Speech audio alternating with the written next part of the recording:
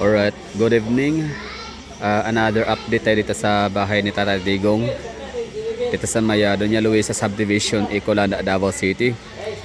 So, today is, I think nasa 11 day na tayo or day 11 no? Mula nung nag-escalate yung balita na magkakaroon ng search warrant dito sa lahat ng mga bahay ni Tatay Digong or lahat ng mga bahay ng mga Duterte dito sa Davao City. So applied siya ang search warrant for all Duterte's houses like kay Tatay Digong, Mayor Basti Duterte, Kung Pulong, VP Sara at kung sino-sino pang mga Duterte family sa Davao na may bahay dito. So siyang i-raid no i-raid ng kampo ni General Torre at ng kanyang mga kasamahan na sa anumang kadahilanan ay hindi natin alam no. Sila lang yung nakakaalam. So tayong mga andito, tayong mga nag-aantay dito, mga taga Davao no, in particular, kumbaga puro lang tayo dito mga hula-hula, speculation, assumption no, kung ano. Basta yung pinaka mandate ho dito ng ating pinaka mostly ng mga supporter no, ng mga Duterte. Like parang matawag natin mga leader ganun. Is magmase dito, mag-abang para just in case na pupunta sila dito at mapatunayan, mabasa ng ating mga volunteer lawyers na yung isi-serve nilang search warrant ay legit talaga siya. So at least marami tayong mga Pilipino, marami tayong mga kababayan dito sa Davao na willing mag-document no, sa mga gagawin ng ating mga kapulisan at ni General Torre no. So kumbaga lahat ng gagawin nila ay i-document no. Like just in case na kumbaga may mga bawal silang malalabag or meron silang malalabag na batas or ano ba tawag dyan, pwede lang i-violate no, yung for example pinaka una dyan yung privacy or yung magkakaroon sila na damage no or masobrahan, wala na sa pinaka scope nung search warrant ang kalang ginagawa. For example ito gagawa tayo scenario gagaya nung sa kaya Pastor Apollo Kibuloy na bubungkal yung lupa no, sisira yung mga gusali, establishment, so ano mga parte na kanang kingdom. So bawal yun no? So na-videohan, nakuhaan na document. So just in case na magkaroon ng demandahan in time of reckoning sa merong karagdagan no, na magagamit as a strong evidence sa kanila pinagagawa no. Kumbaga like hindi nila kayang i-deny ang mga paratang sa kanila na yan nga lumabag sila sa karapatang pantao. Pwede no. So sa mga nagsabi naman, marami tayong mga kahit paano no, like siguro sa out of 1 million viewers natin, merong mga 1,000 or 10,000 out of 1 million viewers natin na siguro mga anti-Duterte, mga haters. So kahit paano, matters pa rin yung nila no. Hindi naman sa binibigyan ko sila ng attention, pero syempre bigyan natin, kumbaga gagawin natin yung opportunity or pagkakataon na ma-address natin yung ating pinaka tawag nito, yung kanilang pinaka-issue, concern. For example, marami kasi silang mga paratang sa ating mga DDS, no? DDS means Davao, Davaoenyo Duterte supporter. Tapos, syempre, naging kumalat na yung pagiging DDS, hindi lang sa Davao City, maging sa Visayas, Luzon, and buong mundo. So, marami na rin DDS. So, ibig sabihin, hindi na matatawag na Davaoenyo Duterte supporter, kundi Duterte diehard supporter na siya. At hindi lang mga Pilipino na maging mga foreigner, mga banyaga. Kita nyo naman kahit basahin nyo dyan sa aking video no, na umabot ng 1 million views mahigit. Talagang marami tayong mga Malaysian brothers, mga American brothers, mga European, marami mga foreigners na nagpapahayag ng kanilang suporta sa presidente ng dating Pangulo ng Pilipinas na si Tatay Digong, na kumbaga isa sila mga testimony, nag-testify, nag-attest no, kung gaano talaga ka-sincere itong si dating Pangulong Rodrigo Roa Duterte in terms of policies na kanyang pinapatupad no. Hindi siya para sa kanyang sarili, sa kanyang pamilya, kundi para sa buong bayan, for the next and future generations na kahit paano mapaayos na ang bayan. Kasi nga mayroong batas na in-implement at kinatatakutan ng mga halagang kaluluwa. Anyway, so going back tayo sa salong sa mga paratang ng mga natin, ng mga hater ng mga Duterte. So sabi nila bayad daw no, unang paratang bayad daw ang mga andito no, 500 daw per head, sana all no. Kung 500 per head per night, aba malaki lang na kinita ng no. Ako for example na lang Oh, nakailang araw na ako dito, like 11 days. So magkano 'yun? 5,500 na yata. Malaking pera na rin 'yan, ano. Oh, kahit paano. Pero wala, hindi tayo bayad. And pangalawa, ano daw, fake news daw yung sinabing ano, merong tawag nito, search warrant. Pero para sa akin, ngayon pa ba tayo maniniwala sa mga statement nila na ang daming beses nilang ano, no, pinapakita yung kanilang inconsistency. Di ba? Like napaka-inconsistent sa mga statement nila na wala daw, yan pala meron.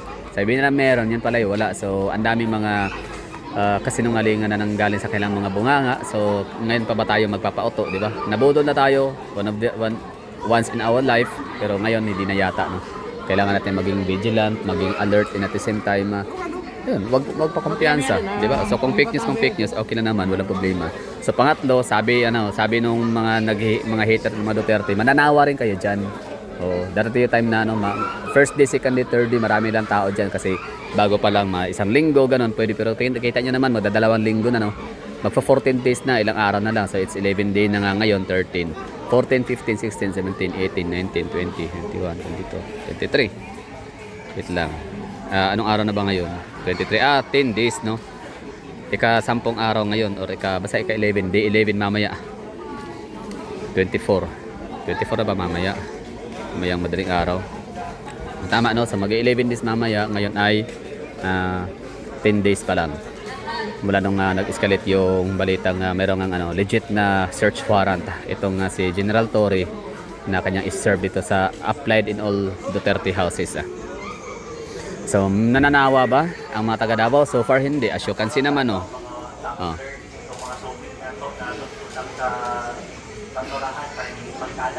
Oh.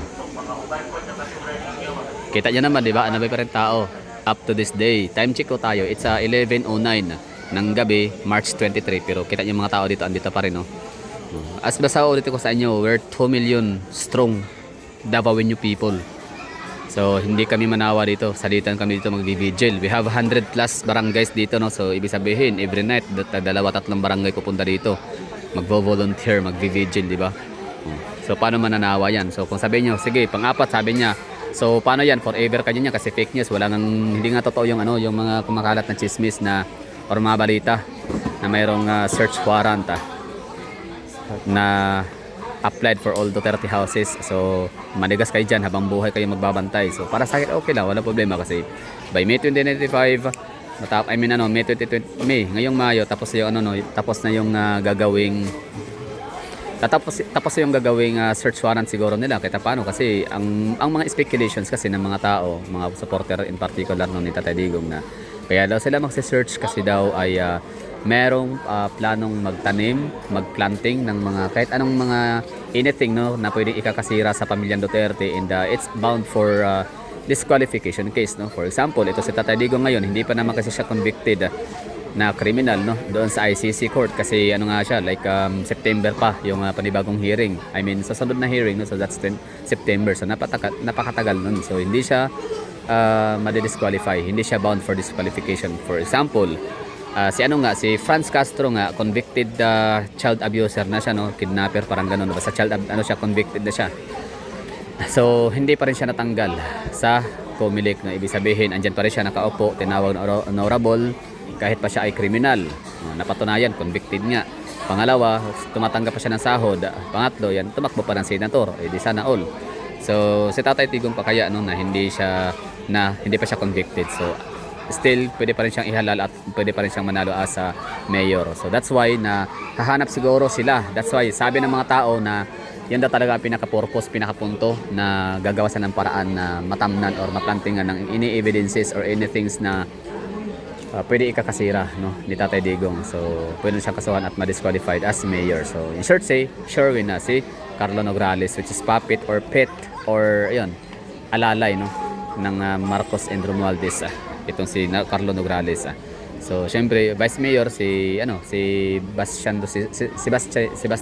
Basti, no, Duterte ang magiging vice mayor. So ngayon, syempre anong ng vice mayor, wala namang kapangyarihan yan. Kumbaga lang yan, member pa rin siya ng council. Like siya lang yung pinaka head of councils, gano'n, no. Tama ba ako? mayor, tapos head of council yung si vice mayor. At saka kaya parang spare tire, pero hindi siya spare tire, mas marami din siyang ginagampanan ng trabaho sa lungsod. Pero hindi na siya ganun ka like powerful. Iba talaga kapag ka mayor. So that time ang mayor ay si Nograles, vice mayor si Basti. So ang mangyari diyan, gagayahin nila yung ginagawa nila kay BP Sara, 'di ba? Na kumbaga kinukuha nila yung opportunity, pagkakataon na limited lang yung power, limited yung resources ng mga vice president at vice mayor. So talagang madali lang nilang ma-demolish itong mga Duterte. So ito nga, may mga usap-usapan naman, may mga chismis naman kumakalat na ipapakulong daw si Basti tsaka si Kung Pulong. So possible yun, wala problema. O ano yan, matik yan. Like hindi talaga siya imposibleng mangyari o hindi malayong hindi mangyari kasi alam naman natin anong kakayahan ng admin ngayon, no? Wala silang kakayahang magpaganda ng bayan, wala silang kakayahan na gumawa ng mga flagship projects throughout the country. Ang kakayahan lang nila is, alam nyo na, diba, yung Maharlika Fund, ano nangyari? Hundreds of billions. Kumusta yung mga gold natin? Anong nangyari? Para saan napunta yung pera na binenta nun? Yung sales, yung diba? Yung kita nun, saan? Yung PhilHealth, no? Dami mga kabalbala na pinagagawa ng mga tao ngayon. Ayuda, wala namang sakuna, wala namang kalamidad, di ba? So bakit may ayuda? Walang pandemic, bakit may ayuda? So low-key, alam niyo na. And marami silang kakayahan na hindi siya for good for the Filipino people, kundi for good sa kanilang pamilya at kanilang mga kaalyansa. Ganun lang. So ano pa paratang ang pinupuhol sa atin dito sa mga anti-Duterte, and at the same time mga troll. Yun na nga, bayad, mananawa tayo dito habang buhay na tayo dito dahil fake news lang daw, walang katotohanan.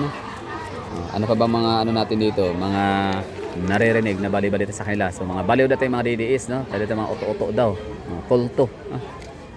Sabihin na lahat ng sabihin nyo, basta mga Pilipino matitino ang mga Pilipino, mga OFW, mga nakatira sa Pilipinas, matitino ho tayo. In fact, alam natin kung sino yung tunay na may malasakit sa bayan. Duterte lang talaga ang mga sakalam. Kaya nga gusto nang i-demolish lahat, no? Tanggalin ang maging hadlang sa kailang ambisyon na maging pangulo. So sino bang may ambisyon na maging pangulo? Si Martin Romualdez. Wala siyang talent, ibig ko sabihin wala siyang kakayahan talaga, wala siyang charm, wala siyang appeal sa bayan, sa masang Pilipino. Ilang beses siyang tumakbong senator, di nga nanalo, kaya sa congressman na lang talaga siya nananatili, uncontested pa, ibig sabihin wala siyang kalaban. Meron sana siyang kalaban pero pinapa-disqualify sa pumilik. So ayun, siya yung sure win pa rin siya, uncontested. So in short, wala siyang hindi siya dapat hindi siya maipagmalaki, di ba? Ngayon, ano pa mamaparatan na sa atin, no? Tayo, kulto, oto-oto, ginagawang Diyos si Tatay Digong. Hindi naman natin yung ginagawang Diyos si Tatay Digong. Kumbaga, marunong na tayo magpasalamat. Tsaka, nakarapat dapat na din talaga na maging grateful tayo. Para din sa kayong pasasalamat at words of appreciation and the compliments natin. Kasi, wala kasi tayo, sa totoo lang, wala namang mapapala ang mga Duterte sa ating mga Pilipino, di ba? Hindi naman tayo nag-aambaga ng tag-1,000 piso para ibigay sa kanila as alam niyo yun, parang token of love and appreciation, di ba? Wala. Kumbaga sahod lang talaga sila. Sahod lang. Tsaka yun, dangal, no? Dignidad na bilang isang presidente, vice-presidente, mayor, vice mayor, congressman na nahagawa siya ng maganda sa ating bayan. Yan lang naman, no? So, kumbaga marami nga sila nga kayang gawin ng mga bagay-bagay na halos isasakripisyo buhay nila, dugot pawis, pamilya pa, di ba? Kaya lang isakripisyo, tayo pa kaya simpleng pasalamat, di ba? Words of thanks lang naman ang maibibigay natin kahit paano, di ba? At saka sumunod sa mga gusto lang na mangyari, ibig sabihin na gusto nila maging law-abiding citizen tayo, lumaban ng patas, magtrabaho ng maayos, di ba? Yan pa kaya, yan lang naman maibibigay natin sa kanila in return, in response, di ba? Ngayon, pagkakataon natin to talaga na mas maipakita pa tayo full support sa mga Duterte at pasasalamat, no? Not by saying thank you, kundi ito talaga action speaks louder than word, no? So okay naman marinig lang na thank you tayo, papasalamat, pero hindi lang doon nagtatapos lahat. So ito, pagkakataon na to na talagang agrabyado ang mga Duterte family, kaya andito tayo na willing mag-sacrifice din, no, ng ating konting oras. Hindi naman tayo lagi, no? Like once a week lang tayo pwede pumunta dito, mga taga Davao, no? Salitan. So ito naman, no? Sabi nga nila, together we stand, divided we fall. Ibig sabihin nun, mga taga Davao, well, Tomer yun, strong Davaoenyo people. So magkakaisa tayo, no? Ayan, strong tayo kapag magkakaisa. Kita niya naman, di ba? Napatunayan natin mga taga Davao na strong tayo. Hindi lang mga Davaoenyo, mga Pilipino, buong mundo. Meron talagang para-paraan lang. For example, mga taga Singapore, bawal na pala doon gagawa ng mga gatherings tapos rally-rally, no. So, ang ginawa nila parang gathering lang sila, friendship ganun, no, parang family and friends ganun gathering. Tapos low-key, meron silang bit-bit na PRRD, we support PRRD, bring him, parang ganun na mga kataga banner. So, malaking tulong 'yun. So, mga Pilipino na very creative, maparaan, very resourceful tayo mga Pilipino. So makakano tayo ng mga pinakaparaan talaga na maipakita yung suporta natin sa pamilyang mga Duterte. Kasi para sa akin, Duterte talaga masasaka lang. Meron na mga iba dyan. Ipapangalan ko si Magalong, magaling yun, ng Baguio City. Vico Soto ng Pasig City. Isko Moreno ng City of Manila. So di ko na alam kung sino pa dyan. Pwede ko idadagdag, no? Ano natin.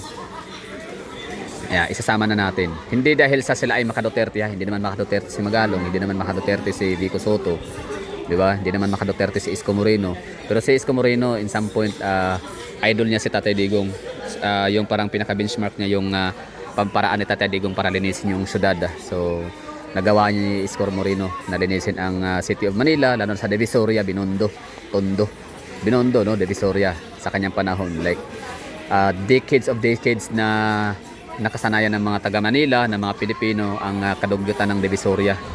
Pero nung napalinis si Mayor Isko ang kanyang syudad, manghang-mangha ang mga tao. Pero yun, galing yung sa kay Titay Digong na idea. Kaya yun, sumunod ang mga LGU buong mundo, buong Pilipinas pala. So yun lang siguro yung update natin sa Davao City, sa may at bahay ni Tatay Digong. Ito sa Doña Luisa Subdivision, Davao City. So syempre, pasilip ko sa inyo to para ibang anggulo naman. Baka sabi nyo, dito lang yung maraming tao. Or dito ako nakapokus sa lugar kung saan maraming tao. So tingnan din natin yung ibang perspective pa. Or dalhin ko kasi sa different perspective. Dito na area yan. Hanggang dulo yan dyan, hanggang labas.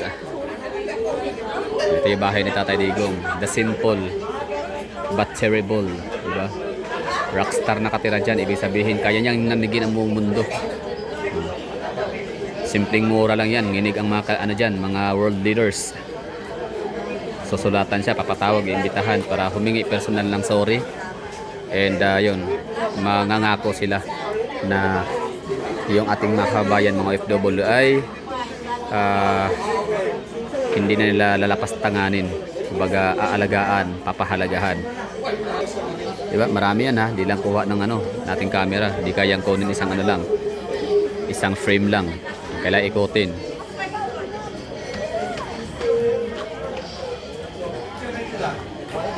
Yun lang siguro, no. Maraming thank you sa nanonood dyan. Ito yung ating pinaka-latest update, March 23, 2025. Time check mag-alas 12.